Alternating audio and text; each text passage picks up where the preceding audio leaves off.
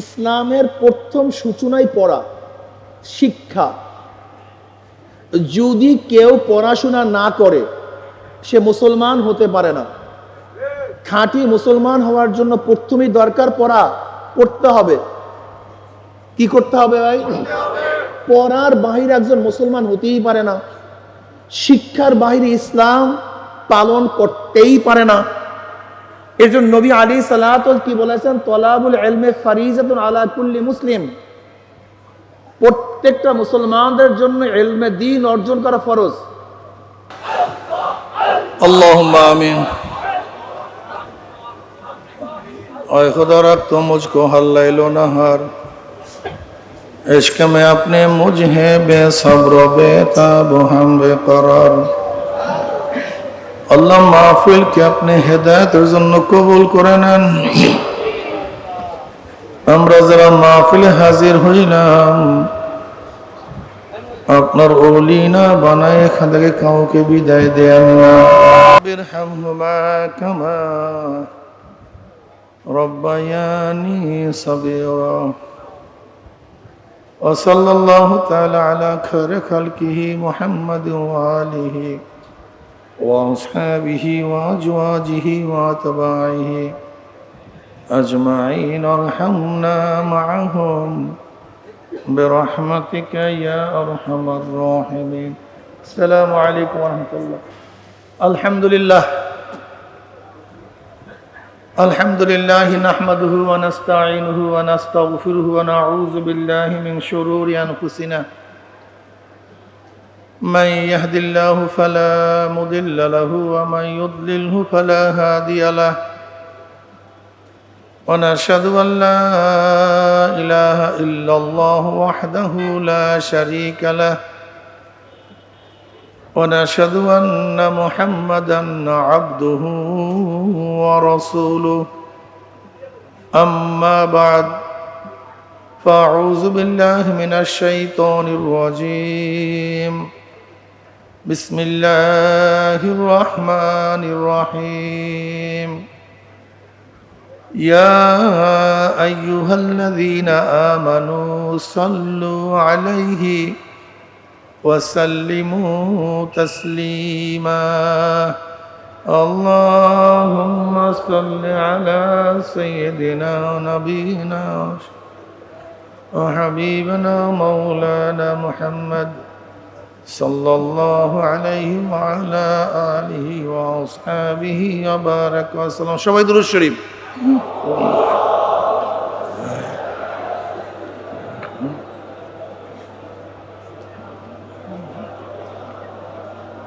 صلى الله عليه وسلم. اللهم صل على سيدنا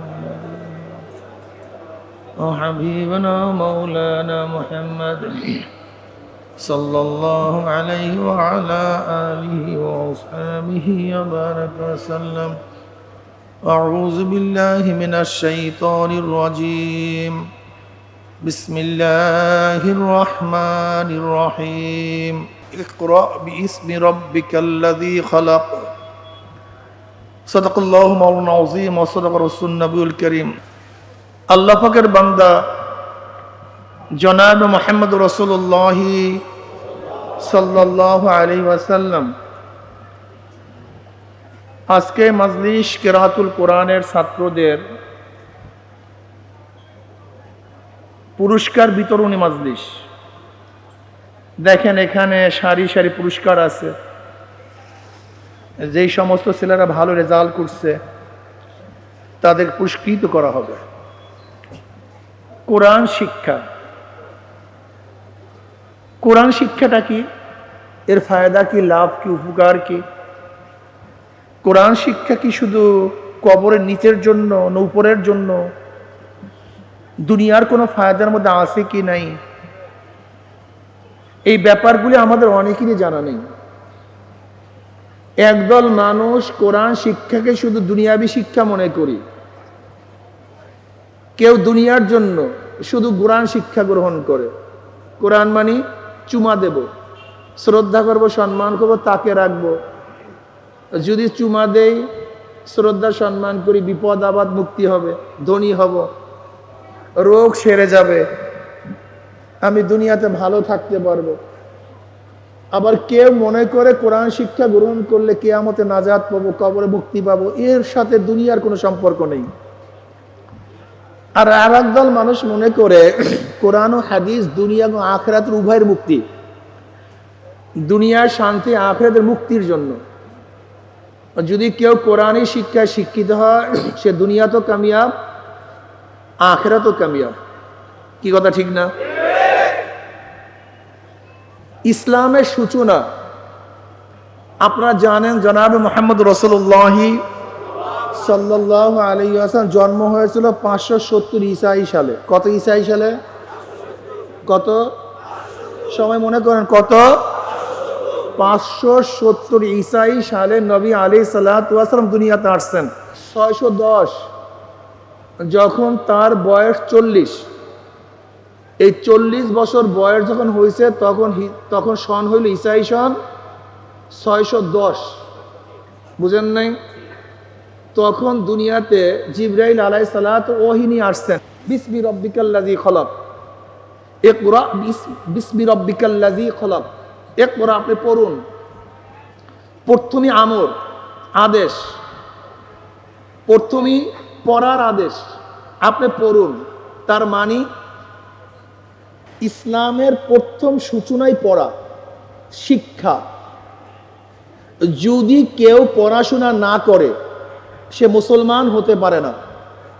খাঁটি মুসলমান হওয়ার জন্য প্রথমেই দরকার পড়তে হবে। কি করতে হবে ভাই? পড়ার বাহিরে একজন মুসলমান হতেই পারে না, শিক্ষার বাহিরে ইসলাম পালন করতেই পারে না। এর জন্য নবী আলাইহিস সালাতু কি বলেছেন? তলাবুল ইলমি ফারিজাতুন আলা কুল্লি মুসলিম, প্রত্যেকটা মুসলমানদের জন্য ইলমে দ্বীন অর্জন করা ফরজ। এই কথার দ্বারা ওই সমস্ত ব্যক্তিদের জবাব চলে আসবে যারা বলেন আমরা মূর্খ, হুজুর আমরা বুঝি না। কোনো মুসলমান মূর্খ থাকতে পারে না। প্রত্যেকটা মুসলমানদের জন্য দ্বীন পালন করার জন্য যেই পরিমাণের ইলম দরকার, এই পরিমাণে ইলম অর্জন করা ফরজে আইন। যেরকম উযু ফরজ, উযুর মাসআলা জানাও ফরজ, রোজা ফরজ, রোজার মাসালা জানাও কি ভাই?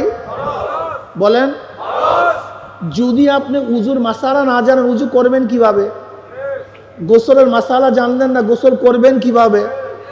আপনি নামাজের মাসালা জানেন না নামাজ পড়বেন কিভাবে? নামাজও ফরজ, নামাজের মাসালা জানাও কি? দেখছেন, উপায় নেই। এর জন্য প্রত্যেকটা মানুষের জন্য ইলমে দ্বীন প্রয়োজনীয়, ইলমে দ্বীন অর্জন করা ফরজে আইন। প্রত্যেকটি ইলমে দ্বীন অর্জন করতে হবে। ইসলামী যদি জগতে যারা ব্যবসা করে, এই প্রত্যেকটা ব্যবসায়ের জন্য যে সমস্ত ব্যবসার আইন ল আছে, এই আইন জানা তাদের জন্য জরুরি। যদি সেই ব্যক্তি ইসলামী ল না জানে তাহলে ব্যবসা করবে কিভাবে? এর ইসলামিক কান্ট্রি হলে আমরা প্রত্যেকটা ব্যবসায়ীকে কিভাবে ব্যবসা করতে হয় সেই বিষয়ে প্রশিক্ষণ দিতাম। তাদেরকে বুকলেট, ছোট্ট কিতাব ধরায় ধরতাম, একটা বই যার মধ্যে ব্যবসার সমস্ত নিয়ম কানুন থাকতো। তাহলে সেই ব্যক্তিকে কোনো ভোক্তা দপ্তর থেকে ম্যাজিস্ট্রেট এসে তাকে জরিমানা করতে পারতো না, কারণ সে তো আগেই জানে কোনটা বৈধ কোনটা অবৈধ। আমি দেখলাম ইদানিং ম্যাজিস্ট্রেট ভোক্তা অধিকারের থেকে আসছে, ব্যবসায়ীদেরকে জরিমানা করে। কিন্তু আমার প্রশ্ন হলো কতটুক বৈধ কতটুক বৈধ না, এই যে ব্যবসায়ী জানি কি জানে না, জানাবার ব্যবস্থা হয়েছে কি হয় নাই? যদি জানাবার ব্যবস্থা না হয় তাহলে দোষটা কার? আসলে দোষটা তো সরকারের, দোষটা তো আমার না। আমাকে প্রশিক্ষণ দেওয়া হয় নাই, প্রশিক্ষণের ব্যবস্থাও করা হয় নাই। সরকার শুধু কি নেয়? ট্যাক্স নেয়, খাজনা নেয়, ভ্যাট নেয়, কিন্তু আমি কিভাবে ব্যবসা করবো সেই প্রশিক্ষণ সরকার থেকে আমি পাচ্ছি না। শুধু জরিমানা, কেস, জুলুম, অত্যাচার। কিন্তু ইসলামিক কান্ট্রি হলে আগে ব্যবসায়ীদেরকে বলতো তুমি এইভাবে করবা, এইভাবে করবা না, এইটা বৈধ এইটা বৈধ না, তাহলে কোনো ব্যবসার জরিমানা দেওয়ার কোনো প্রয়োজন ছিল না। ইসলামী জগতে পড়তে মিলে পড়া, যেই কাজ করবেন সেই কাজ সম্পর্কে জানতে হবে। কথাটা বুঝাতে পারি নাই? জিবরিল আলাইহিস সালাতু ওয়াস সালাম হেরা পর্বতে আসছেন, আয়েশা বলছে একটু আপনি পড়ুন। নবী আলাইহিস সালাতু ওয়াস সালাম, মা আনা বিকারিন, আমি তো পড়তে পারি না, আমি তো পড়া শিখি নাই। এখানে মনে রাখতে হবে হযরত জিবরাইল আলাইহিস সালাতু ওয়াস সালামের আমরটা ছিল তাখলিফি নয়, তালকিনি। আমরা তালকিনি, কিন্তু নবী আলাইহিস সালাতু ওয়াস সালাম ভেবেছিলেন যে আমাকে আদেশ সূচক তালকিনি আদেশ দেওয়া হয়েছে, অথচ আমি পড়িই নাই, তা কি পড়ার জন্য বলছে? কথাটা বুঝাতে পারিনি। যেমন একটা ছাত্রকে আমরা বলে সূরা ফাতিহা পড়ো, তার মানে সে যে সূরা ফাতিহা জানে সেটা আমাকে যেন শোনায়, এটা হলো কি তাকলিফি, তাকে বাধ্য করছি শোনাবার জন্য। আর একটা তালকিনি, আমি বললাম আলহামদুলিল্লাহ রাব্বিল আলামিন, ছাত্র কি পড়তেছে আলহামদুলিল্লাহ রাব্বিল, এটা শিক্ষার জন্য, এটা তাকলিফি, সে আগের থেকে জানে, এর জন্য নয়, বরং সে জানে না আমি জানি, আমি নতুন ভাবে তাকে শিক্ষা দেওয়ার জন্য বলেন ইকরা, তুমি পড়ো আমার সাথে সাথে। কিন্তু নবী আলাইহিস সালাতু ওয়াস সালাম কি বুঝলেন? তিনি বুঝলেন আমাকে পড়ার জন্য বলছে, অথচ আমি কাউ থেকে পড়িই নাই, শিখিই নাই, মা আনা বিকারিন, আমি পড়তে পারি না। কথাটা বুঝাতে পারি না? এরপরে হযরত জিবরাইল আলাইহিস সালাতু ওয়াস সালাম কি করলেন? ফাআখাযানি ফাগাত্তানি, নবী আলাইহিস সালাতু ওয়াস সালাম ধরলেন, ফাগাত্তানি চাপ মারছেন, ফাআরসালানি আমাকে ছেড়ে দিয়েছেন, এবার ইকরা পড়ো। আমি বললাম মা আনা বিকারিন, আমি তো পড়তে পারি না। আবারও তিনি ধরলেন, চাপ মারলেন, এরপর ছেড়ে দিলেন, আবারও বলে পড়ো। আমি বললাম আমি পড়তে পারি না। আবারও ধরলেন, আবারও চাপ মারলেন, এরপর আমাকে ছেড়ে দিলেন, পরে ইকরা, তুমি পড়ো। আমি পড়া শুরু করলাম। জিবরিল আলাইহিস সালাতু ওয়াস সালাম কেন চাপ দিলেন? নিসবত হযরত জনাব মুহাম্মদ রাসূলুল্লাহ সাল্লাল্লাহু আলাইহি ওয়াসাল্লামের মধ্যে নতুন কিছু সৃষ্টি করার জন্য নয়, বরং নবী আলাইহিস সালাতু ওয়াস সালামের যোগ্যতা আগের থেকেই ছিল। যে যোগ্যতা ছিল সেই যোগ্যতা প্রকাশ করার জন্য তিনি চাপ দিয়েছিলেন। যেরকম একজন সুন্দরী সুশ্রী একজন ব্যক্তি, সে জীবনে কোনো আয়না দেখে নাই, হঠাৎ আয়না দেখছে, দেখার পরে দেখে আমি এত সুন্দর। আচ্ছা বলেন তো, আয়না কি তার মধ্যে সুন্দর সৃষ্টি করছে না প্রকাশ করছে? কথা বলেন। সে আগের থেকে সুন্দর ছিল, কিন্তু সে সুন্দর দেখে নাই, আয়না তার সৌন্দর্য প্রকাশ করছে। তা আয়না হলো প্রকাশ করার ওয়াসাইল, কিন্তু সুন্দর করার মাধ্যম কিন্তু আয়না না, শুধু ওয়াসাইল, ঠিক না? জনাব মুহাম্মদ রাসূলুল্লাহ সাল্লাল্লাহু আলাইহি ওয়াসাল্লাম হেরা গুহার মধ্যে ইবাদত করতেছেন, ওয়া তাআব্বুদুল লায়ালি যাওয়াতাল আদাদে। নবী আলাইহিস সালাতু ওয়াস সালাম তার অভ্যাস অনুযায়ী ইবাদতের মধ্যে মত্ত ছিলেন, ইবাদত করতেছিলেন, এমনকি মাওলার মারিফাতের মধ্যে ডুবান্ত অবস্থায় ছিলেন। তিনি ইবাদতের মধ্যে মগ্ন থাকতে থাকতে তার কাছে ইবাদতে মজা লাগে, ভালো লাগে। এর মধ্যে জিবরাইল এসে বলতেছেন ইকরা, তিনি ছিলেন ইবাদতের মধ্যে, এখন বলতেছে পড়ো, এটা ভালো লাগে নাই। মনকে ঘুরাবার জন্য জিবরিল আলাইহিস সালাতু ওয়াস সালাম তাকে চাপ মারছেন, তাওয়াজ্জু দিছেন। কথা বুঝেন নাই? তাওয়াজ্জু কয় প্রকার? 4 প্রকার। ইনইকাসি, ইসলাহি, ইলকাই, ইত্তিহাদি। জিবরিল আলাইহিস সালাতু ওয়াস সালাম নবী আলাইহিস সালাতু ওয়াস সালামকে এই তাওয়াজ্জু দেওয়ার পরে তিনি তো এইভাবে পড়তে বলতেন, ইকরা পড়ুন, ইকরা পড়ুন, পড়ুন বিসমি রাব্বিকাল্লাযী খালাক, আপনি পড়ুন। কিন্তু না, তাকে তাওয়াজ্জু দিছেন। এই তাওয়াজ্জু মারিফাতের লাইনে একে বলা হয় তাওয়াজ্জু। কথাটা বুঝাতে পারি নাই? তাসাউফের ভাষায় একে বলা হয় কি? তাওয়াজ্জু। শায়েখ তার শাগরেদকে, তার সালেককে তাওয়াজ্জু দেন। এই তাওয়াজ্জুর মাধ্যমে তার মধ্যে মালাকা, যোগ্যতা পয়দা হয়। কি পয়দা হয়? যোগ্যতা পয়দা হয়। কোনো কিছু গ্রহণ করার জন্য, গ্রহণ করার মতো যোগ্যতা শায়েখ তার মধ্যে পয়দা করেন।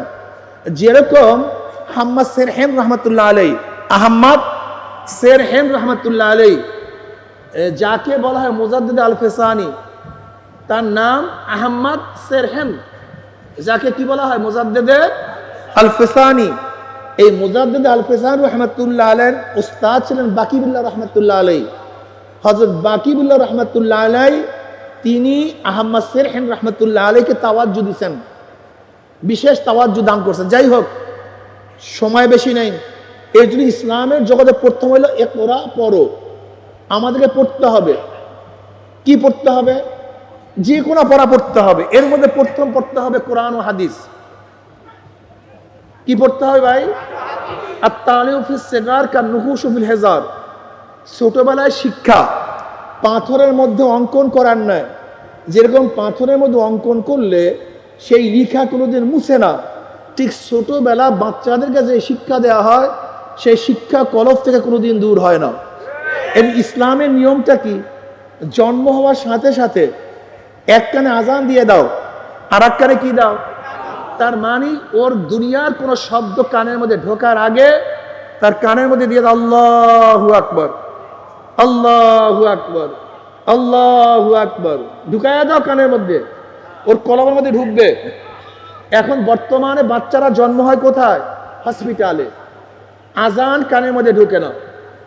এরপরে কি? বাচ্চা জন্ম হওয়ার পরে তাহনিক করাও, একজন বুজুর্গানি দিনের সোহবাত নিয়ে যাও, তার লালা মুখের মধ্যে ঢুকাও। জনাব মুহাম্মদ রাসূলুল্লাহ সাল্লাল্লাহু আলাইহি ওয়াসাল্লাম বাচ্চাদেরকে তাহনিক করাইতেন, বুজুর্গদের লালা খাওয়াইতেন। এর মধ্যে ভিন্ন এক ফজিলত, এর নাম তাওয়াজ্জুর একটা প্রকার। এরপরে কি করো?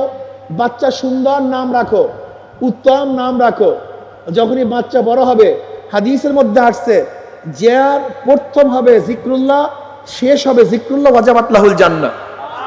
বাচ্চা যখন কথা বলতে শিখবে তখন বাচ্চার গার্ডিয়ানদের উচিত বাচ্চার সামনে বাবা বাবা বাবা, মা মা মা, দাদা দাদা দাদা না বেশি না, বরং তার সামনে বেশি আল্লাহ আল্লাহ আল্লাহ বেশি বেশি জিকির করো, যেন প্রথম ওর জবান থেকে কি বের হয়? আল্লাহ, প্রথম ফার্স্ট, আর জবান থেকে আল্লাহ শব্দ বের হয়।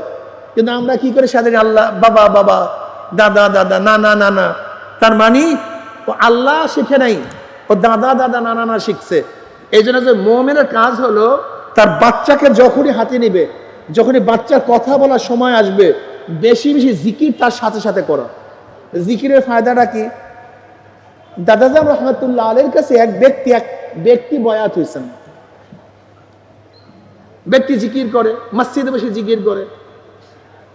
এখন ওই ব্যক্তি আসিয়া বলে, হুজুর আমার পাশেই হিন্দু বাড়ি, একেবারে লগেই কি হিন্দু বাড়ি।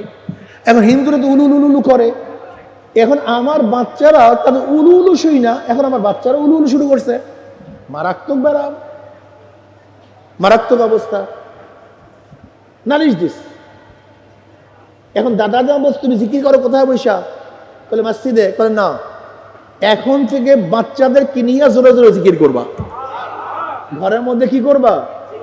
খুব ভালো মতো বোঝার চেষ্টা করেন, জোরে জোরে জিকির করবা। ওই ব্যক্তি বাচ্চাদেরকে নিয়ে সবাইকে নিয়ে জোরে জোরে জিকির করছে। যখন জিকির শুরু করছে কয়েকদিন পরে দেখা যায় হিন্দু বাচ্চারা বলে লা ইলাহা ইল্লাল্লাহ, লা ইলাহা ইল্লাল্লাহ। হিন্দু বাচ্চারা শুরু করছে। যেরকম হিন্দুদের উলুধ্বনি পড়তো মুসলমানরা গ্রহণ করছে, মুসলমানরা যখন লা ইলাহা ইল্লাল্লাহ ধ্বনি দিছে, হিন্দুরা এখন লা ইলাহা ইল্লাল্লাহ পড়া শুরু করছে। আমি কথাটা বুঝাতে পারছি? এর জন্য আপনাকে অবশ্যই মনে রাখতে হবে যে বাচ্চাদেরকে জিকির শিক্ষা দিতে হবে, এবং ঘরের মধ্যে জলি জিকির করলে সমস্ত পরিবারের মধ্যে জিকির শিক্ষা হয়। এরপরে কি করো? যখনই বাচ্চা বড় হবে মক্তবে পাঠায় দাও, মক্তবে পাঠাও। তার জন্য প্রথম কোরআনী শিক্ষা হয়, কলেমা শিক্ষা হয়, প্রথম দ্বীনি শিক্ষা শিক্ষিত হয়। আমাদের শায়খ মুর্শিদ নব্বরাল্লাহু মারকাদাহু তিনি জাতির কাছে স্পষ্ট বলেছেন, হে বাংলাদেশের মানুষ, তোমরা একটা কাজ করো, তোমাদের বাচ্চাদেরকে একটা বছরের জন্য, কয় বছরের জন্য? শুধু একটা বছরের জন্য আমাদের কাছে দাও। আমাদের কোরআতুল কোরআনেরা শুধু একটা বছরের জন্য। আমরা একটা বছরের মধ্যে তোমাদের বাচ্চাদেরকে দ্বীনি ইলম, প্রয়োজনীয় ইলমটা শিখিয়ে দেব। ও কলেমা পড়তে পারবে, ও জানাজার নামাজ পড়াতে পারবে, ও ঈদের নামাজ পড়াতে পারবে, ও জুমার নামাজে ইমামতি করতে পারবে, ও প্রয়োজনীয় মাসালাগুলো শিখতে পারবে। মাত্র একটা বছর। আমাদের শায়খ মুর্শিদ বলতেন, একটা বছর পরে তোমার বাচ্চাকে যেখানে ইচ্ছা সেখানে পড়াও, শুধু একটা বছর সময় দাও। এক ব্যারিস্টার সাহেব বাবার জানাজার নামাজে দাঁড়াইয়া এমন কান্না শুরু করছে, কাঁদতে কাঁদতে অস্থির, কান্নাই শেষ হয় না, শুধু কান্দে আর কান্দে। জানাজা শেষ, দাফন শেষ, কান্না শেষ হয় না। অনেকক্ষণ পরে যখন কান্না শেষ হয়েছে, সবাই বলতেছে আপনার বাবাকে মনে হয় খুব বেশি মহব্বত করতাম। বলে হ্যাঁ, বেশি মহব্বত করতাম। এর জন্যই কাঁদতেছে। বলে হ্যাঁ, বাবাকে বেশি মহব্বত করতাম, কোনো সন্দেহ নেই, কিন্তু আজকে কান্দার কারণ এইটা না। বলে আজকে কান্দার কারণ কি? বলে দেখো, আমি ব্যারিস্টার, লন্ডন থেকে পড়াশোনা করছি, এক একটা কেসে বহু টাকা আদায় করি, লক্ষ লক্ষ টাকা নেই, কিন্তু আজকে বাবার জানাজার নামাজে দাঁড়াইয়া জানাজার দোয়া পড়তে পারি নাই। আমার জবান থেকে জানাজার দোয়া আসে নাই। আমি কি শিখলামটা কি? আমি করলামটা কি? এই দুঃখে ব্যথায় কাটতেছি। আজকে এখানে যারা আছেন, যারা মাদ্রাসায় পড়েন নাই, আজকে যদি হাত তুলি, কে কে জানাজার নামাজের দোয়া জানেন? আল্লাহ মাফ করবো, অনেকেই ফেল করব, অনেকেই ফেল করব। এই হলো আমাদের অবস্থা। আজকে জানাজার নামাজ জানি না কেন? ওই যে ছোটবেলায় বাবা মায় বক্তব্যে পাঠায় নাই, গুরুত্ব দেয় নাই, আমাকে পাঠায় নাই। আমার বাবা মা, আমার দাদা, আমার নানা আমাকে বক্তব্যে না পাঠাবার কারণে মূর্খ হয়ে গেছে। আমি পড়াশোনা পারি না, আমি সূরা ফাতিহাও জানি না, কিন্তু এখন আমি বাবা, এখন আমি দাদা, এখন আমি নানা, এখন আমি বড় ভাই। যেরকম আমার বাবা আমাকে বক্তব্যে না পাঠাবার কারণে আমি মূর্খ, এখন আমি বাবা হয়ে যে আমার বাচ্চাকে বক্তব্যে না পাঠাই, আমার বাচ্চা কি থাকবে? কথা বলেন। আমার বাবা আমার ব্যাপারে যেই ভুল করছে, আমি বাবা হিসাবে আমার সন্তানের ব্যাপারে সেই ভুল করতে পারি না। এটা মাথার মধ্যে নেন। আমার বড় ভাই, আমি ছোট ভাই হিসাবে যে ভুলটা করছে, আমি বড় ভাই হয়ে আমার ছোট ভাইয়ের ব্যাপারে সেই ভুল করব না। আমি দাদা, আমার দাদা আমার ব্যাপারে যে ভুল করছিল, আমাকে বক্তব্যে পাঠায় নাই, এখন আমি দাদা, আমার নাতির ব্যাপারে আমি ভুল করব না। আমার নাতিকে আমি অবশ্যই বক্তব্যে পাঠাবো, ইনশাআল্লাহ। কি রাজি আছেন? ইনশাআল্লাহ। কমপক্ষে একটা বছর, মাত্র একটা বছর, শুধু একটা বছর অনুরোধ করি, একটা বছর আপনারা আপনার বাচ্চাদেরকে, সন্তানদেরকে বক্তব্যে পাঠান, শুধু একটা বছর। ইনশাআল্লাহ আশা করি আপনার বাচ্চা, আপনার নাতি, আপনার ভাই একটা বছরের মধ্যে দ্বীনি শিক্ষা শিক্ষিত হবে আর মূর্খ থাকবে না। এরপর ফজিলত, জনাব মুহাম্মদ রাসূলুল্লাহ সাল্লাল্লাহু আলাইহি ওয়াসাল্লাম ফরমান, কি খয়রুকুম মান তাআল্লামাল কুরআনা ওয়া আল্লামা। খয়রুকুম, তোমাদের মধ্যে সর্বশ্রেষ্ঠ, সর্বোৎকৃষ্ট দুইজন ব্যক্তি। কয়জন? যে কোরআন শিক্ষা দেয়, যে কোরআন শিক্ষা নেয়। কোরআনের উস্তাদ, কোরআনের ছাত্র সবচেয়ে দামি, এদের চেয়ে দামি কেউ নেই। বুখারীর মধ্যে রওয়ায়াত আছে, খয়রুকুম মান তাআল্লামাল কুরআনা ওয়া আল্লামা। আমাদের শাইখুল হাদিস সাহেব রাহমাতুল্লাহ আলাইহি, তিনি হাদিসের ব্যাখ্যায় বলতেন যে আমি বিশ্বাস করি এই হাদিসের মিসদাক হলো মক্তবের উস্তাদ, মক্তবের ছাত্র। এর জন্য শাইখুল হাদিস সাহেব রাহমাতুল্লাহ আলাইহি বলতেন, আমাকে একটা বক্তব্যের ঘন্টা দিবা, আমি হাদিস পড়াই। হাদিসের ব্যাপারে ফজিলাত নাই, কোরআন শিক্ষার ব্যাপারে ফজিলাত আসছে। আমি শাইখুল হাদিস হিসাবে আমাকে অনেক বড় মনে করি, কিন্তু কোরআনের উস্তাদদেরকে আমি ছোট মনে করি। অথচ দাওরায় পড়ানো, উপরের জুমাতে পড়ানো ফরজে কিফায়া। এটা কি? ফরজে কিফায়া। আর এই বক্তব্য পড়ানো ফরজে আইন। এর জন্য বক্তব্যের উস্তাদরা নিজেকে ছোট মনে করবেন না, এটা অনুরোধ। আপনারা ফাউন্ডার, আপনারা ফাউন্ডেশন করেন, আপনারা ভিত্তি স্থাপন করেন। আপনাদের ভিত্তির কারণে আজকে দাওরা মাদ্রাসা, আপনাদের ভিত্তির কারণে আজকে ইফতা মাদ্রাসা, আজকে আপনাদের ভিত্তির কারণে তাফসীর পড়ায়। যদি আপনারা ভিত্তি স্থাপন না করতেন, বাংলাদেশের দাওরা মাদ্রাসা একটাও থাকতো না। এর জন্য উস্তাদরা যারা আছেন বক্তব্যে পড়ান, কিরাতুল উস্তাদকে নিজেদেরকে ছোট মনে করবেন না। হাদিসের ভাষা আপনার সর্বশ্রেষ্ঠ। নবী আলাইহিস সালাতু ওয়াস কি বলেন? কুন আলেমান আও মুতাআল্লিমান আও মুস্তামিআন আও মুহিব্বান ওয়ালা তাকুন খামিসান ফাতাহলিক। নবী আলাইহিস সালাতু ওয়াস ফরমান, তোমরা সবাই আলেম হও, সবাই আলেম হও, সবাই আলেম হও। যদি আলেম হওয়ার সুযোগ না থাকে, আলেমের ছাত্র হও। কি হও? আলেমের ছাত্র হও। যদি আলেমের ছাত্র হওয়ার সুযোগ না থাকে, আলেম যা বলে শোনো। যদি শোনার সুযোগ না থাকে, আলেমকে মহব্বত করো, ভালোবাসো। ওয়ালা তাকুন খামেসান, আলেমও হবে না, আলেমের ছাত্রও হবে না, আলেম যা বলবে তাও শুনবা না, আলেমকে মহব্বতও করবা না। এই চাইরের বাহিরে যাবা, সরাসরি জাহান্নামে চলে যাও। এই জন্য আলেমকে মহব্বত করবেন, আলেমকে ভালোবাসবেন, আলেমকে শ্রদ্ধা করবেন। খবরদার, আলেমকে ঘৃণা করা এটা বেঈমানির আলামত। হক্কানি আলেমদেরকে ঘৃণা করা কিসের আলামত? এটা বেঈমানির আলামত। সমস্ত আলেম ওয়ারাসাতুল আম্বিয়া, ওলামায়ে কেরাম, হক্কানি ওলামায়ে কেরাম নবীর ওয়ারিস। আপনি আলেমকে ঘৃণা করেন নাই, বরং নবীর ওয়ারিসকে ঘৃণা করতেছেন। যদি নবীর প্রতি আপনার মুহাব্বত থাকতো, ভালোবাসতো, তো ওয়ারিসদেরকে আপনি ঘৃণা করতে পারতেন না। আমি তো হক্কানি ওলামায়ে কেরাম, যারা হক্কানি ওলামায়ে কেরাম, কোনো অবস্থাতেই হক্কানি ওলামায়ে কেরামকে ঘৃণা করবেন না। খবরদার। আমাদের তোলাবাদের ফজিলাত কি? নবী আলাইহিস সালাতু ওয়াস ফরমান, আন আব্দুল্লাহ ইবনে মাসউদ রাদিয়াল্লাহু আনহু قال قال رسول الله صلى الله عليه وسلم من قرأ حرفا من كتاب الله فله حسنة والحسنة بعشر أمثالها لا أقول ألف لام ميم حرف بل ألف حرف لام حرف ميم حرف। তিরমিজির মধ্যে রওয়ায়াত আছে, যে ব্যক্তি কোরআনের একটা হরফ তেলাওয়াত করবে, আল্লাহ পাক রব্বুল আলামিন প্রত্যেকটা হরফের মোকাবেলায় 10টা করে নেকি লিখিয়ে দেবেন। এর জন্য তোলাবাদের এত ফজিলত। এই তোলাবাদের পায়ের নিচে ফেরেশতারা পাখনা বিছায়া দেয়। এই যে বাচ্চা যারা মাদ্রাসায় পড়ে, তাদের জন্য গর্তে পিপিলিকা দোয়া করে, পানির মাছ দোয়া করে, তাদের জন্য গাছের পাখিগুলো দোয়া করতে থাকে। আপনারা কি জানেন আপনাদের ফজিলাত কি? আপনাদের দাম কি? আল্লাহ পাক রব্বুল আলামিন আপনাদেরকে এত দামি বানায়া দিছে, এত ইজ্জতওয়ালা বানায়া দিছে, এত সম্মানিত বানায়া দিছে। একজন হাফেজে কোরআন তার ফজিলাত সম্পর্কে পড়ে জানেন, কিন্তু তার ফজিলাতের কারণে, তার দামের কারণে তার বাবা মার দাম কেমন হবে? কিয়ামতের ময়দানে একজন কোরআনে হাফেজ, আমল আলা হাফেজের বাবা মায়ের মাথার উপরে এমন একটা মুকুট দেওয়া হবে যে এটা চন্দ্র এবং সূর্যের আলোর চেয়ে বেশি আলোকিত হয়ে যাবে। এত দামি হবেন আপনারা। একজন হাফেজ এমন 10 ব্যক্তিকে সুপারিশ করে জান্নাতে নিয়ে যাবে যাদের জন্য জাহান্নাম ওয়াজিব ছিল। এত দামি আপনারা।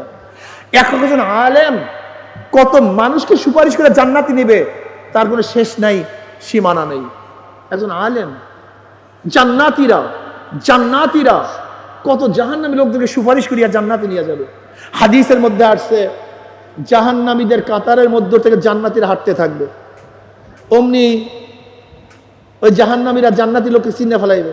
কই, আব্দুল্লাহ ভাই তুমি যাও কই? বলে আমি তো জান্নাতে যাই। বলে আমাকে চিনো নাই? বলে চিনছি তো, ওই যে তোমাদের মাদ্রাসায় খানা নিয়ে যাইতাম, ওই যে গাঠি বড়িয়া খানা নিয়ে যাইতাম, আমি সে আব্দুর রহমান। ওই যে তোমাদের জন্য এই উপকার করতাম, আমি মাদ্রাসায় জমি দান করছিলাম, তোমার মনে নাই? ওই যে মাদ্রাসায় বিল্ডিং করিয়া দিছিলাম, তুমি আমাকে চিনছো? হ্যাঁ চিনছি তো। বলে আমি তো জাহান্নামের কাতারে।